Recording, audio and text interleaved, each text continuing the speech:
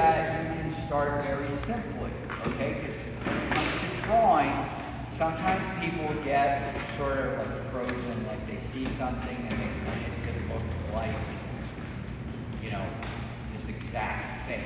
So they get very intimidated by it, and then it gets a little frustrating, okay? You can start with a circle. That's a little bit of an oval, but you can start with a circle. Okay, so then what can you turn that circle into? What could it be? A face. A face, right? So you could go in and you can start, you know, doing more circles, more circles, more circles. You can do all circles. You can do a whole thing just using circles. We have all of our simple shapes here, right? So Darren is posing. I can turn him, I can take all those simple shapes, and I can do over like that. So this is using my simple shapes now. I'm looking at sort of the angles. So all I'm going to do now is I'm going to have the introduction, they like to play, they had a fight, and then I'm just going to have a picture here, okay? No words. And sometimes whole books are like that. You don't always need words in picture books.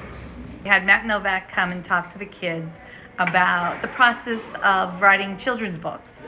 He not only writes them, he illustrates them, and it's one of our storybooks that we worked on for week 3 of summer camp. Why is it important to do a program like this, and what do you hope the kids get out of it? I hope they learn that they could do something like this too eventually. And he touched on you're not always accepted when you want to publish your book. Sometimes you have to go to 5, 10, 15 publishers. So, and just like in life, don't give up. I was drawing basic shapes to make like an action figure basically, and it kind of looks like a person, but when you put it together and you put details in, it looks like a person. Like it looks like I just like drew it and I didn't put any of like rectangles, circles, squares, triangles. I thought it was a good class to teach me how to really how to like animate a person and put it into like a story or a book like I did.